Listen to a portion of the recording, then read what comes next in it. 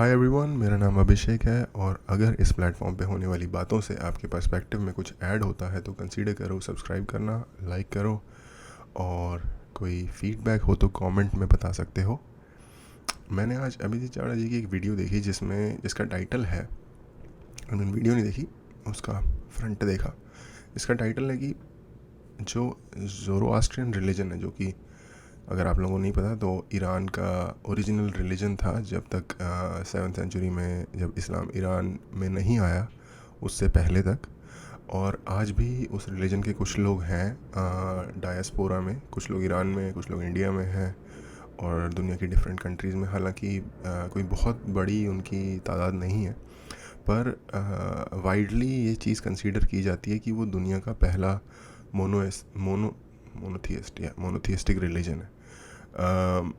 क्योंकि उनका कहना है कि गॉड एक ही गॉड है और मल्टीपल गॉड्स नहीं है। और ऐसा कहने वाला जो रिकॉर्डेड हिस्ट्री है उसमें वो पहला रिलीजन था, जो कि एक जनरल कंसेंसस है। इस तरह की बातों में 100% चीज़ों में लोग एग्री नहीं होते, ये बात आपको समझनी होगी कि कौन सी चीज़ किसने पहली बार क्या किया था। बट एक जनरल कंसेंसस होता है जो एक वाइडर सोसाइटी या फिर जो एजुकेशन से रिलेटेड इंस्टीट्यूट्स होते हैं उनके अंडर एक कंसेंसस होता है कि हाँ, ये सबसे मोस्ट लाइकली लग रहा है। एनीवे, तो वीडियो का टाइटल ये था कि वो ओरिजिनेट हुआ है इंडिया में, जो कि मुझे थोड़ा इंट्रीगिंग लगा क्योंकि मैंने ऐसा पहले नहीं सुना। 2 या 3 जगहों के बारे में कहा जाता है। आज के टाइम की जो प्रेजेंट डे अज़रबैजान जो कंट्री है, तो उस जगह पे कहते हैं, क्योंकि Azerbaijan right next to Iran है नॉर्थ में। तो अज़रबैजान में कहा जाता है कई बार कि जिन्होंने ज़ोरोआस्ट्रियनिज़्म स्टार्ट किया था, ज़रथुस्त्र नाम है उनका, प्रोनाउंसिएशन शायद गलत हो सकती है। तो कहा जाता है कि या तो ईरान के किसी एरिया में या अज़रबैजान जो आज का है, ज़्यादातर लोग उस पर एग्री करते हैं कि अज़रबैजान जो आज का जो अज़रबैजान है उस जगह से उनका ओरिजिन हुआ था। बट एनीवे, ये ज़रथुस्त्रा के ओरिजिन की बात है। ज़ोरोआस्ट्रियनिज़म कहाँ स्टार्ट हुआ था, ये कोई भी आज के टाइम पे, अगेन ये भी वन ऑफ दोज थिंग्स है जिनके बारे में 100% श्योरिटी के साथ कुछ नहीं कहा जा सकता। बट हाँ, एक जनरल कंसेंसस ज़रूर है। एनीवे, बहुत लंबी स्टार्टिंग हो गई, देखते हैं वीडियो और फिर बात करेंगे उसके बारे में। There's no doubt that India and Persia are the same people. They used to have the same Vedic customs. There's no doubt that India and Persia are the same people. They used to have the same Vedic customs. But between Cyrus's and Darius's reign, it all changed. And the Asuras, Ahura Mazda, and the Devas evil. Ahura Mazda good, Devas evil. So we know became opposite in their culture. Ahura Mazda ना उनका जैसे one एक God है, जैसे इस्लाम में अल्लाह या खुदा, या फिर क्रिश्चियनिटी में तो गॉड ही वर्ड यूज़ होता है। जैसे ज्यूज़ में यहोवा, वैसे ही इनमें अहूरा माजदा है। With the rise of Zoroaster, what's the reason for this sudden cultural shift? So like I have said, yes, very good observations, Anmol. So like I have said in previous episodes, the Persians are the Parshva people. They are the descendants of the Parshva clan of the Rigvedic Indians. There was this great battle, the battle of the 10 kings, and a great many of these clans were exiled. They lost the battle, they were thrown out of India, they were exiled westwards and northwards. So the Parshva people went and settled in present-day Persia. The land Persia is derived from that word Parshva. So, like you say, there's no doubt we are the same people. And these people were Hindus. I mean, if you call that religion and culture of that time Hinduism, then these original Persians were Hindus. And then at some time, this change happened. It happened because of the rise of this one person, Zoroaster. His name was Zarathustra. Zarathustra. जो अब हर word की आपने देखा होगा, eastern या फिर कह लो कि इंडिया के आसपास के एरिया में एक डिफरेंट प्रोनाउंसिएशन होती है, और जो यूरोपियन या ग्रीक प्रोनाउंसिएशन है वो डिफरेंट होती है। तो जैसे ज़ोरोआस्टर या ज़रथुस्त्रा, ये ज़रथुस्त्रा हो गई इस साइड की, ईस्टर्न साइड की प्रोनाउंसिएशन, और वेस्टर्न साइड की ज़ोरोआस्टर। एक नीचे के बारे में मैंने काफ़ी टाइम पहले एक वीडियो बनाई थी, जिसमें जो जर्मन फ़िलासफ़र है, उनकी एक किताब है दस स्पोक ज़रथुस्त्रा। तो उन्होंने ईस्टर्न प्रोनाउंसिएशन यूज़ की अपनी बुक का नाम रखने के लिए, आई डोंट नो क्यों। Word Ustra means camel in Sanskrit, and Zarath means either yellow or old. So Zarathustra means a guy who has either an old camel or a golden camel. Okay, so Zarathustra, ये he नहीं is पता the था मुझे। first known prophet of humanity, and Zoroastrianism is the first revealed religion. So he claimed that he had a revelation from the great god Ahura Mazda, and he revealed this new religion, which was basically an inversion of Hinduism. So the Devas became हाँ, ये अगर आप बात देखोगे ना, कि जैसे हमारे यहाँ अगर जो वैदिक कॉन्सेप्ट्स हैं उसमें जो अच्छा ग्रुप होता था अच्छे लोगों का, उनको देवा कहा जाता था, देव कहा जाता था। और जो मतलब बुरे लोग होते थे या प्रवृत्ति के उनको असुर कहा जाता था। तो उनके में एग्जैक्टली उल्टा है। असुरास जो थे वो अच्छे थे और जो देवस थे वो बुरे थे। evil, and the Asuras or Ahuras became good. So in Zoroastrianism, the morality is inverted. Basically, the morality is the same, but the rules names are are inverted. Inverted.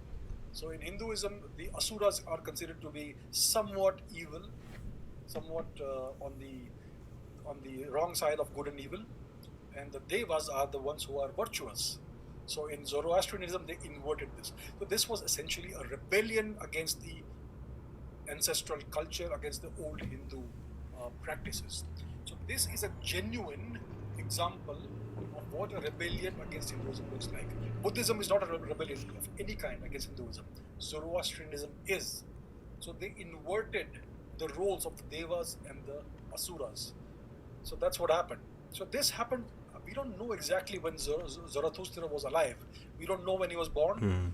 It was somewhere before 1000 BCE, maybe at the very dawn of the Hakshamanish dynasty, the Achaemenid dynasty.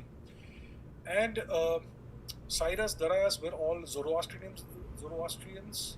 They wrote about in their inscriptions the greatness of Ahura Mazda, etc. So the reason for this cultural shift is the emergence of Zoroaster, of Zarathustra, and for some reason his teachings and preachings were for some reason adopted very widely. We don't know what happened. It's all lost. Actually बहुत widely, बहुत quickly adopt हो गई, पर उतनी ही quickly वो reduce भी हो गई। उसका भी रीज़न अगर देखा जाए तो समझ में नहीं आता, क्योंकि जब 7th सेंचुरी में जब इस्लाम आया और फिर उसने अपने ईस्ट वर्ड और वेस्ट वर्ड जाना शुरू किया। ईस्ट वर्ड वो पहले चले गए थे, तो उस वक्त जो प्रेजेंट डे ईरान है और उसका जो इन्फ्लुएंशियल ग्रेटर ईरान कह लो, जिसमें कि अज़रबैजान आ जाता है, जिसमें कि तुर्कमेनिस्तान, ये वेस्टर्न अफ़गानिस्तान, ये सारा एरिया आप कह लो ग्रेटर ईरान में आ जाता है, क्योंकि ये सारा एरिया जो है इरानियन कल्चर से इन्फ्लुएंस्ड है। उस तरफ भी इराक़ का बहुत बड़ा हिस्सा, क्योंकि जो ये शिट, आज तो लाउड गाड़ियों की भीड़। तो आज के टाइम में जो इराक़ और सीरिया, ये जो कंट्रीज़ हैं, ये एक्चुअल में जो बैजेंटाइन एम्पायर और सैसेनियन इरानियन एम्पायर जो होते थे, पर्शियन एम्पायर जो होते थे डिफरेंट, उनके बीच में कंटिन्यूसली होने वाली बैटल का ग्राउंड था। तो जो इराक़ वाला एरिया था वो इन्फ्लुएंस्ड होता था ज़्यादातर, या वहाँ की जो ट्राइब्स होती थी उनकी एफिलिएशन ज़्यादातर होती थी जो पर्शियन एम्पायर थे उनके साथ। और जो सीरिया का, जो मॉडर्न डे सीरिया का जो एरिया है, वहाँ पे जो ट्राइब्स वगैरह होती थी या वो जो लैंड मास है, वो एफिलिएटेड होता था ज़्यादातर Byzantine empire, eastern Roman empire या बैजेंटाइन एम्पायर कह सकते हो, उनके साथ। और कंटिन्यूसली ये जगहें जो थी ये हैंड चेंज करती रहती थी, मतलब कभी उनकी यहाँ पे हुकूमत हो गई, कभी इनकी वहाँ पे, इस तरह से जितना वो जीतते गए उतना उस तरीके से। और ये लोग सैकड़ों सालों तक एक दूसरे से एक्चुअली लड़ाई करते रहे थे, जिस चक्कर में इनके जो ख़जाने थे और जो पावर थी वो डिप्लीट होती चली गई थी लंबे अरसे तक। बट बेसिकली कहने का मतलब ये है कि ये जो पूरा ईरान और उसका ग्रेटर इन्फ्लुएंस पार्ट है, ये सारा एरिया ऑलमोस्ट ज़ोरास्ट्रियंस थे। और जैसा कि मैंने कहा अगेन, दुनिया का पहला रिलीजन जिसके बारे में कहा जाता है कि मोनोथियस्टिक है, और पहला प्रॉफिट, जैसा कि इन्होंने बताया कि पहला प्रॉफिट भी वही है, ज़ोरोआस्टर। और इसके अलावा ये भी है कि पर उस बंदे की, ज़ोरोआस्टर है, उनकी होने की कोई गारंटी नहीं है, कि मतलब कोई भी साइंटिफिक चीज़ ऐसी नहीं मिलती जिससे कि ये पता चले कि कहाँ पे उस व्यक्ति का जन्म हुआ है, कहाँ पे किस टाइम में हुआ है। ये सारी चीज़ें, इस तरह की कोई इन्फॉर्मेशन नहीं मिलती। in the midst of time. I think Zarathustra was born in Bahlika, Balkh, perhaps, present day Afghanistan, that time Western India. So we don't know what caused this to be so. But इस चीज़ की कोई certainty नहीं है। Azerbaijan में भी कहा जाता है, इन्होंने बल्क अफ़गानिस्तान का कहा, इस तरीके से दूसरे जगहों का भी दावा किया जाता है। Quickly, widely adopted throughout the Parshva region, but it happened, and so the roles were inverted, and that Zoroastrianism, even though it has the same traditions, the same language, and the same origins as the other Vedic customs, it was actually an attempt, an act of rebelling against the old ancestral culture of the Parshva people. So that's what we know about it. Zoroastrian people today exist mostly in India, right? Some do live in Persia, but they are very badly oppressed and marginalized, so they had to escape to India. So it was a long journey, full circle. They came back to the land of their origin, and that's where the majority of Parsis or Zoroastrians still live today. So it's an interesting episode. मुझे अभी realise हुआ कि मैंने इतनी बात कर दी शुरू में, पर मैंने ये नहीं बताया कि आज के जो प्रेजेंट डे पारसी हैं, जैसे टाटा या गोदरेज, ये सारे लोग एक्चुअल ज़ोरोआस्ट्रियंस हैं। और ये समवेयर लाइक 16th-17th सेंचुरी में ये लोग वहाँ से मूव होकर इंडिया आ गए थे, जब इन पे ऑपरेशन कुछ ज़्यादा ही एक्सटेंट होने का इनका कल्चर का सिचुएशन बन गई, तो ये 16th-17th सेंचुरी में मूव होकर ये लोग इंडिया आ गए थे, ऐसा माना जाता है। Of our ancient shared history between India and Persia. There's no Okay, yeah, particularly Zoroastrian religion के बारे में तो मुझे कुछ ज़्यादा उनकी डीप फ़िलासफ़ीज़ के बारे में नहीं पता।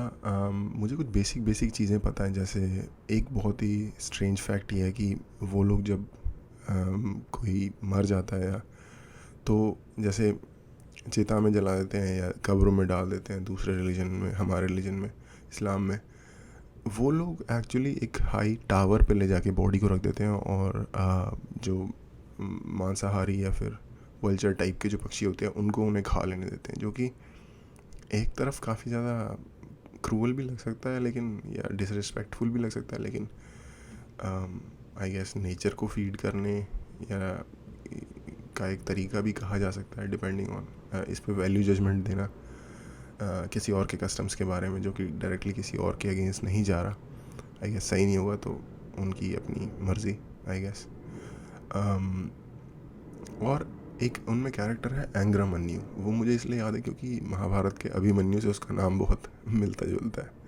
आई थिंक, मुझे अब ठीक से याद नहीं है, लेकिन जहाँ तक, अगर मैं गलत नहीं हूँ, तो एंग्रामन्यु एंजल है जो अगर आप कोई अच्छा काम करते हो तो आके आपको हेल्प करता है, या इस टाइप से।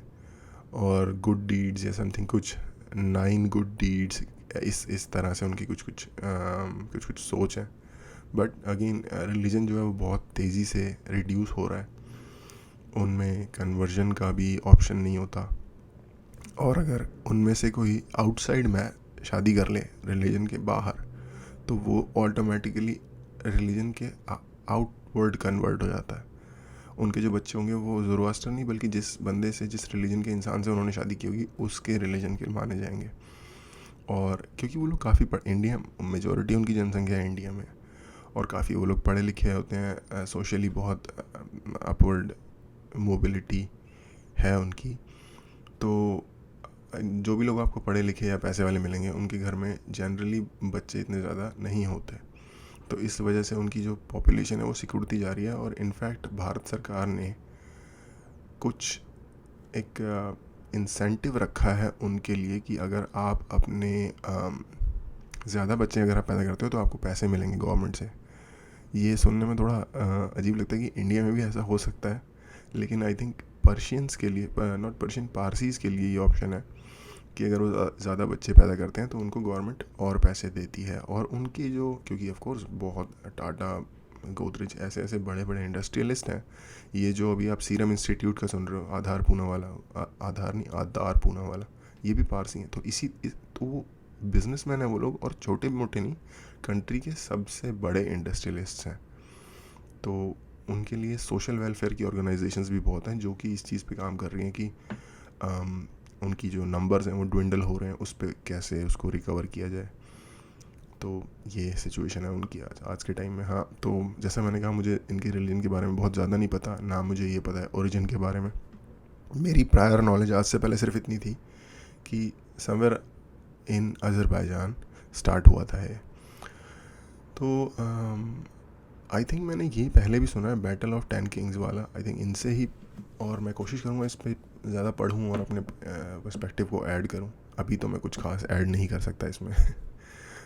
आज के लिए इतना ही। देखने के लिए थैंक यू।